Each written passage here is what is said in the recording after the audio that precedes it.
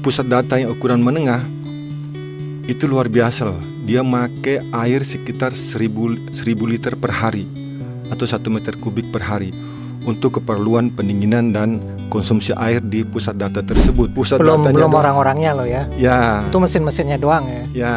Oke.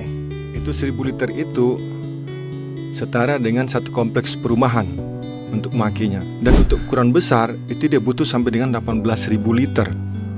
Udah sama dengan kayak kampung kecil untuk pakai. Jadi bisa kita bayangkan yang skala menengah itu sama seperti satu kompleks perumahan, sementara skala besar seperti suatu kampung kecil.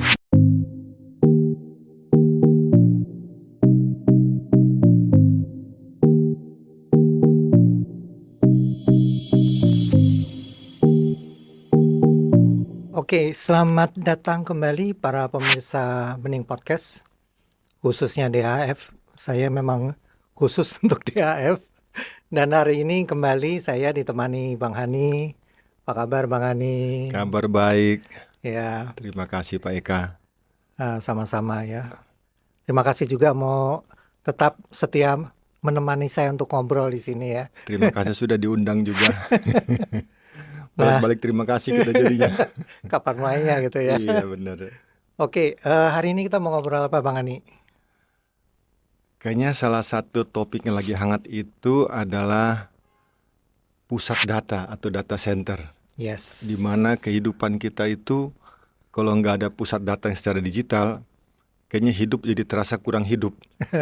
Karena kalau lihat anak-anak ABG sekarang itu sangat ketakutan kalau kehabisan kuota, pulsa atau lowbat dibanding yang lain. Jadi salah satu prioritas ini betapa pusat data digital ini menjadi salah satu kebutuhan hidup. Sudah menjadi kebutuhan hampir primer jadinya. Mending gak makan daripada gak punya kuota katanya. ABG zaman sekarang. Serem banget. Iya. Sedikit menyimpang ya, jadi ingat film The Matrix. Anyway, ya kalau bagi yang pernah nonton ya, jadinya mirip-mirip kayak gitu.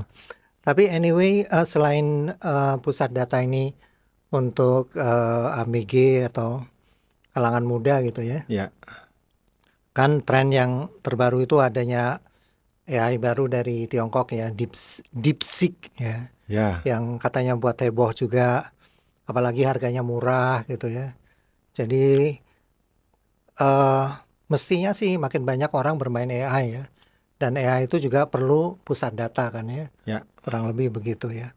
Jadi itulah latar belakang kenapa hari ini kita ngobrol tentang pusat data ya. Benar. Ya.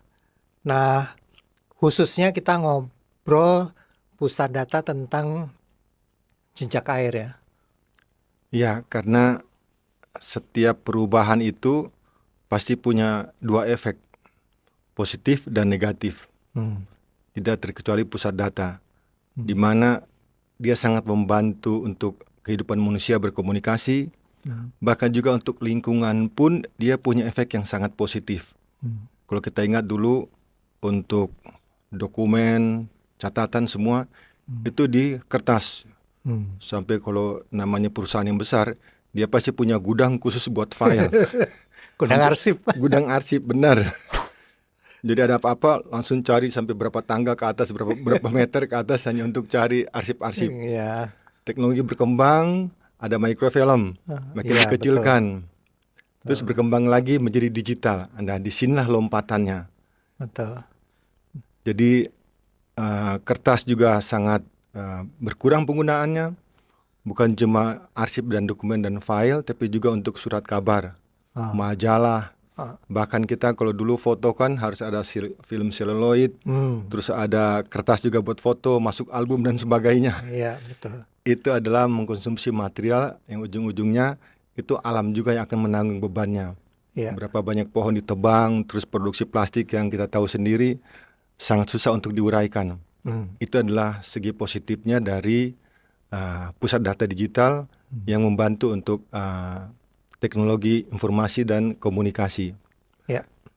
Tapi ya kembali ke sisi yang berikutnya adalah dampaknya terhadap lingkungan juga. Jadi samping tadi menguntungkan dan juga merugikan.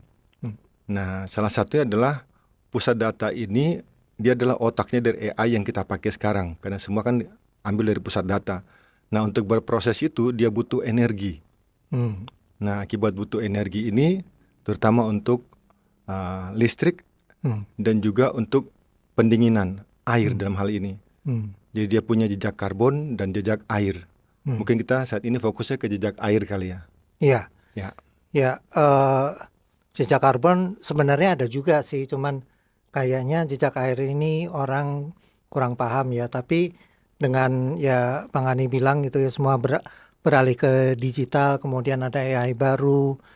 Ya intinya kayaknya pusat data ini akan lebih diperlukan, lebih berkembang dan seterusnya dan seterusnya. Tapi di sisi lain dia itu perlu air gitu ya kan. Iya. Air untuk mendinginkan ya.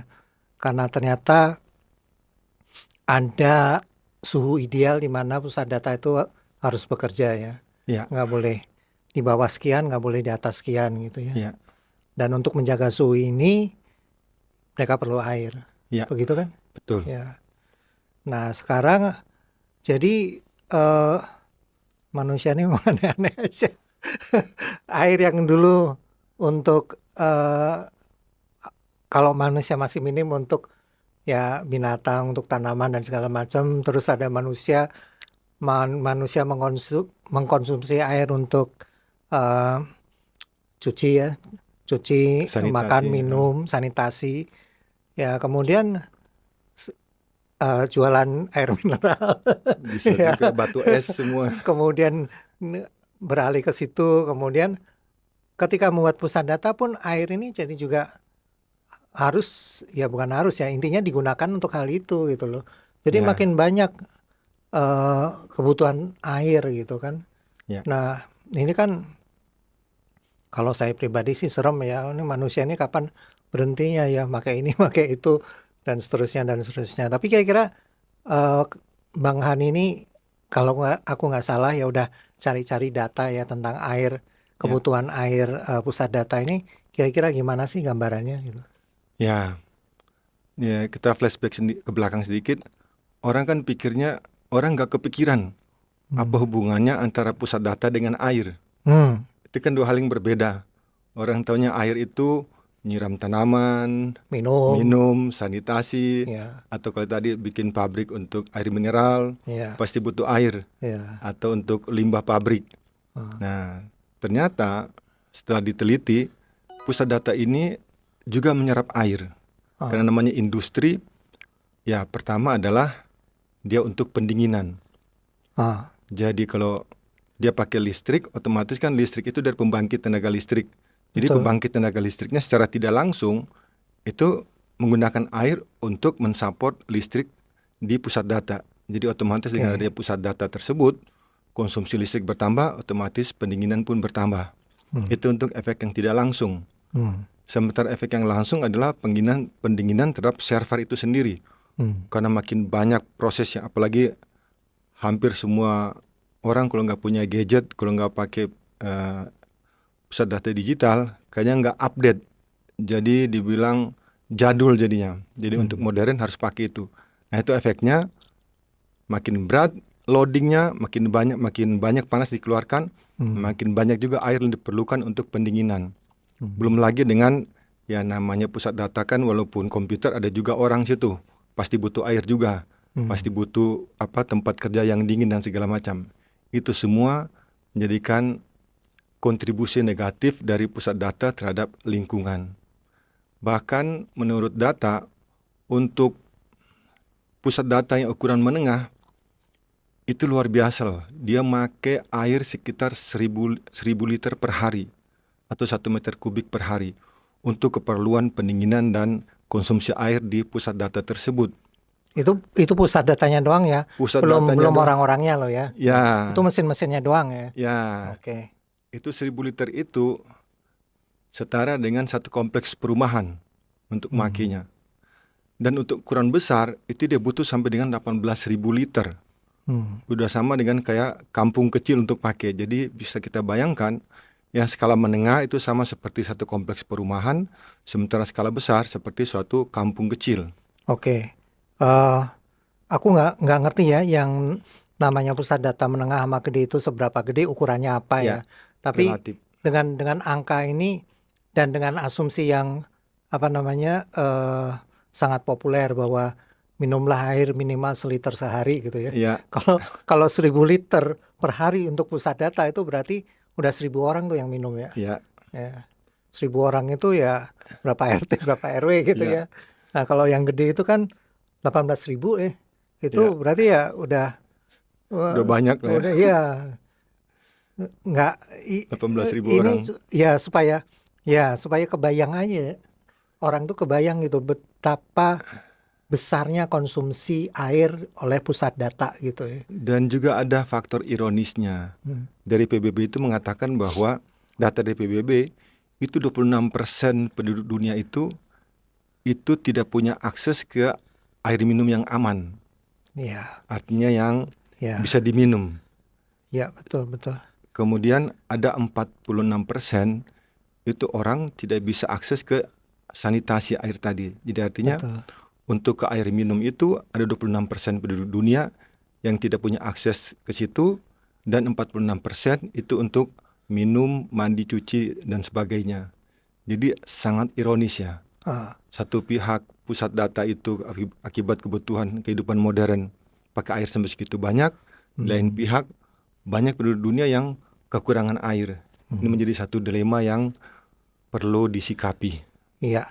Jadi intinya manusia itu memberikan beban lagi loading kepada air gitu ya. Ya, Yang katanya untuk peradaban, yang katanya supaya lebih maju katanya ya. ya, Nah, terus di sisi lain, sebelum di sisi lain, berarti air ini makin krusial ya tentang kebersediaan dan kualitasnya ya. ya.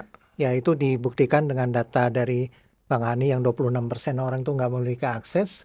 Kemudian yang 46, Ke air minum yang 26%, Oh, 46 untuk yang sanitasi. oke, 46 sanitasi artinya mereka tidak punya air yang untuk melakukan sanitasi. Mandi, Ya. cuci, dan sebagainya. Yang 20% mereka tidak punya air yang cukup bagus untuk Diminum, air diminum. minum yang aman. Ya, kira-kira gitulah ya. Jadi di satu pihak mengkonsumsi begitu banyak, di pihak lain ada orang yang ampun-ampun minta gimana caranya supaya bisa dapat air dalam jumlah berkecukupan dengan kualitas yang oke. Untuk kebutuhan dasarnya. Ya, betul ya. Timpang banget ya. Ya, Ya, itulah kira-kira gambaran keseluruhan yang ingin kita angkat gitu ya sebenarnya. Ya. Kok ada kontras gitu ya. ya. Nah, oke. Sampean kan tadi bilang bahwa ada yang nggak bisa mengakses ya. Tapi si pusat data ini ketika mau dibangun kan pasti nggak sembarangan tempat dia milih kan. Pasti. Dia milih tempat-tempat yang mudah aksesnya terhadap air kan. Ya, jadi kembali lagi, pusat data ini ujung-ujungnya adalah sesuatu untuk mendapatkan nilai ekonomis. Misalnya kasarnya mereka itu bikin pusat data itu untuk menghasilkan uang atau dengan profit. Sehingga dalam pertimbangannya itu dia selalu mencari mana yang punya nilai ekonomis atau yang bisa menguntungkan. Karena bisnis itu kan gimana pengeluaran sekecil-kecilnya mendapatkan penghasilan sebesar-besarnya. Tahulah. Jadi otomatis yang punya pusat data ini pun tidak terlepas dari prinsip bisnis tadi. Sehingga pada saat mereka mencari atau boleh dikata concern mereka untuk lingkungan termasuk air tadi, itu akan menjadi kendala ketika dihadapkan dengan antara bisnis profit dengan lingkungan. Jadi kalau gampangnya seperti ini, banyak negara-negara yang secara alami itu kekurangan air, seperti di Afrika Tengah atau di Timur Tengah. Mereka itu kan kebanyakan padang gurun dan hujannya mungkin setahun cuma sekali atau 2 kali. Nah, tapi kalau mereka punya teknologi yang bagus, mereka bisa ambil air laut. Kita belum pelajari, tapi saat ini kita asumsikan itu tidak terbatas. Mereka bisa pakai dengan metode desalinasi, mereka bisa mencukupi kebutuhan air rakyatnya. Seperti Emirat Arab, Arab Saudi dan sebagainya. Nah, kalau pabrik tadi itu mau gampangnya, bikin aja di pinggir laut, ambil salinasi air, selesai masalah. Cuman nggak seperti itu, karena kembali lagi dari situ dia mesti infrastruktur dan sebagainya. Sehingga mereka cari infrastruktur. Mungkin air itu menjadi salah satu pertimbangan, tapi saya nggak yakin itu menjadi yang prioritas. Karena kembali lagi antara Iya, taruh di sini ya, harganya mahal atau lebih murah, tapi dalam sedikit kompromi terhadap lingkungan. aku ngerti. Tapi Ya, sebagai catatan aja ya.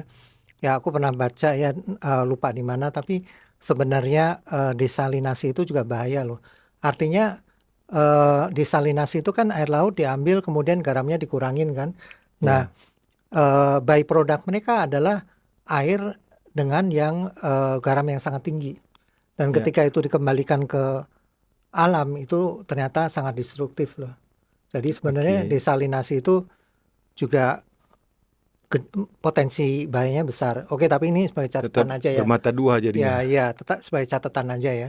Tapi poinku adalah ya sampean bilang memang pusat data itu kan bisnis, jadi Ya, mau dapat duit, jadi pasti semurah mungkin. Ya, oke, aku belak-belakan nih bicara ke sampean. Pastilah mereka akan cari tempat yang dekat dengan sumber air. Padahal tempat dekat sumber air ini pasti orang-orang kan juga udah pada tahu mereka butuh untuk sanitasi, mereka butuh untuk makan minum, ya, mereka butuh untuk bertani dan segala ya, macam. Jadi kelihatannya simple tapi kompleks loh. ya, Makanya kita bicarain di DHF ini gitu loh. ya, Ya kan? Nah, tapi kita nggak akan bicara lah yang kompleks itu terlalu rumit.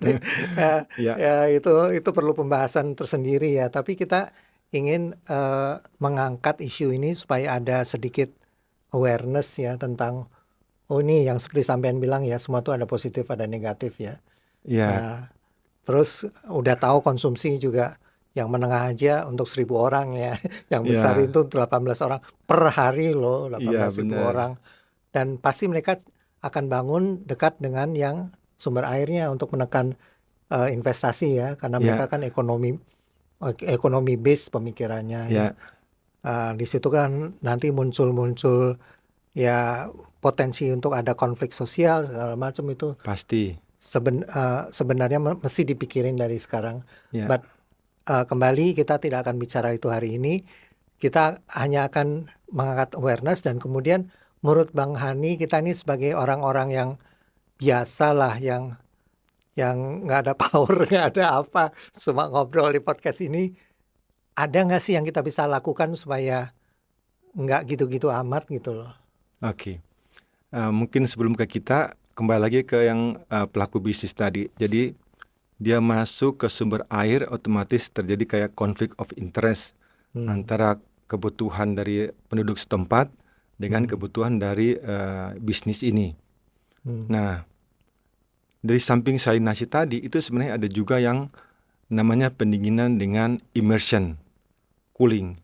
Jadi daripada harus pakai air untuk mutar-mutar jadi pendingin, cooling tower dan sebagainya pakai chiller, ini ada larutan yang bisa mendinginkan komponen dari server dan tidak perlu pakai air yang berlebihan. Tapi ini kembali lagi, ini ada teknologi yang baru dan biayanya masih tinggi. Jadi kembali lagi, apakah mereka mau invest ke situ, karena kelihatannya belum terlalu banyak yang pakai ke situ, kecuali perusahaan-perusahaan besar. Ini tantangan buat yang pengusaha tadi. Seberapa besar keberpihakan dia untuk lingkungan, tanggung jawabnya, maupun dengan tujuan dia untuk dapat profit. Nah, dari kita sendiri, ya sudah tahu barang langka, kita perlakukanlah seperti barang langka. Mindset ya. Ya, saya teringat dengan acaranya Oprah Winfrey.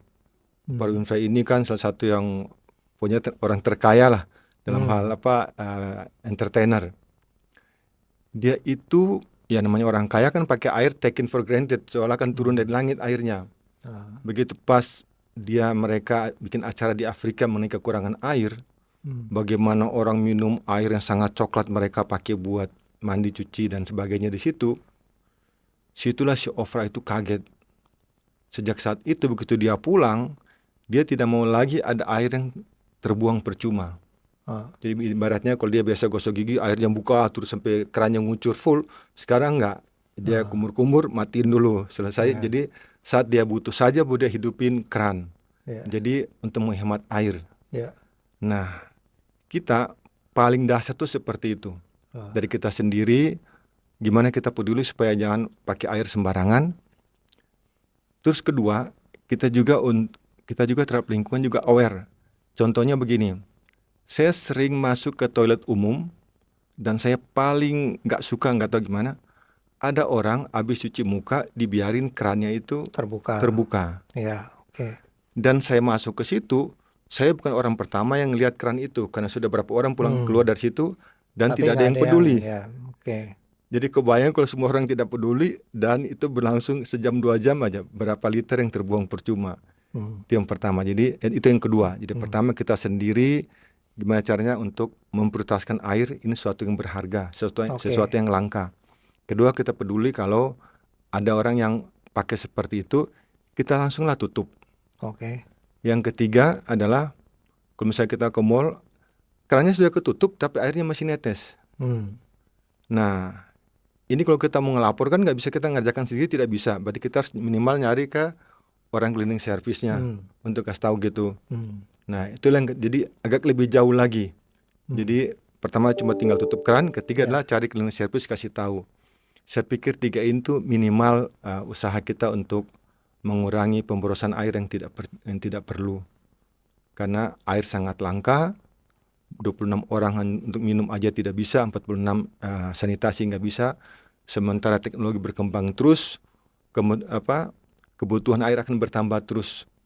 Bahkan di catatan Badan Dunia mengatakan bahwa di 2050 itu kita akan ngasih makan 10 miliar orang dan kebutuhan untuk itu menambahkan 15% dari kebutuhan saat ini. Sementara air kan tidak bertambah, tapi kebutuhannya 15% meningkat di 2050. Kalau dari sekarang kita jangan membuat aku lebih serem lagi. Kalau kita nggak menghemat, ya anak cucu kita gimana? Mungkin kita nggak ada. Itu salah satu kontribusi kita kalau dari saya. Tapi yang hubungan langsung lah dengan pusat data, karena kita kan ngomong pusat data. Tadi kan sampean ngomong hal-hal dari kita sendiri yang ya istilahnya nggak ada hubungan pusat data. Nah, apa yang harus kita lakukan supaya pusat data ini juga jangan terlalu banyak mengkonsumsi air? Kalau emang pusat data ini juga merupakan suatu kebutuhan gitu loh. Tadi itu secara global, sekarang kita fokus ke pusat data. Pusat data itu kenapa dia pakai air? Karena untuk mendinginkan. Kenapa perlu mendinginkan? Karena ada panas yang keluar. Nah, panas itu berbanding linear dengan loading. Makin banyak loading, makin banyak panas, makin banyak perlu air. Loading itu dari mana? Ya dari kita saja. Dikit-dikit foto upload, dikit-dikit foto upload. Itu kan otomatis kan data server kan bekerja. Sementara ada orang yang 24 jam sehari bila perlu dia foto untuk eksis. Nah, itu kan otomatis menambah pemakaian air. Terus kedua, ada main game sampai lupa makan, lupa tidur, yang penting game aja terus. Nah, ini salah satu kebiasaan yang tidak produktif, dan itu juga menambah loading untuk server, otomatis pakai air juga. Jadi dengan kita mengurangi pemakaian data digital yang tidak perlu-perlu amat, ya ngapain sih kita harus di depan game terus atau searching upload terus. Kenapa nggak cari kegiatan yang berguna kan? Nah, saya pikir 2 hal itu juga sudah cukup untuk kita mengurangi beban server, otomatis mengurangi panas, dengan sendirinya kita mengurangi pemakaian air. Mantap. Tapi aku usul satu lagi nih. Ya, kita kan ngobrol nih di studio yang di Jakarta ya. Kita bisa pergi loh ke Jakarta Utara yang orangnya sulit akses air bersih. Untuk melihat dengan mata kepala sendiri seberapa besar sebenarnya yang saat ini pun nggak punya akses. Nah, kalau dengan ada pusat data, gimana lagi? Makin pusat data yang kita gunakan nggak bijak gitu lah ya. Seperti yang sampean paparkan. Menurutku itu perlu juga ya, karena kalau orang nggak lihat, seperti cerita Oprah Winfrey Afrika kan, baru dia change mindset ya. Ya sama, berarti kita juga harus lihat lah. Tapi nggak usah ke Afrika, nggak punya modal, ya kan? Yang dekat-dekat aja. Gitu. Seeing is believing. Ya, moga-moga ya. Ya, moga-moga ya. So, itulah kayaknya kita cerita hari ini ya. Simple kayaknya air, tapi sebenarnya kompleks. Tapi kita juga tidak bisa membedah kompleksitas itu. Ya, biarkan pakar-pakar membedah, tapi kita selalu mengingatkan ya yang lain supaya tolong bijaklah gitu ya. Ya, kita sama-sama saling mengingatkan, dan bukan mengingatkan tapi kita juga harus buat perubahan. Mantap. Perubahan dimulai dari saat ini dan dari kita. Ya moga-moga aja yang nonton seri ini hari ini bicara tentang air makin banyak ya gitu. Amin. Itu tujuan kita sebenarnya. Iya, oke. Oke, kalau gitu kita tutup aja ya Bang Ani ya. Ya. Rasanya udah cukup. Terima kasih masih mau nemenin ngobrol aku. Nanti juga mungkin seri-seri berikutnya. Apalagi kalau ada komen, pengen tahu dong lebih detail ya. Kita bolehlah nanti silakan komen. Nanti kita coba cari riset kecil-kecilan ya. Jadi sebenarnya gimana lebih data yang lebih akurat lah atau kondisi yang lebih akurat. Feedback itu kita harapkan untuk bisa kita lebih baik lagi. Iya, mantap. Oke, Bang Ani, terima kasih. Terima kasih Pak Eka. Para pemirsa, sampai ketemu lagi. Terima kasih. Terima kasih.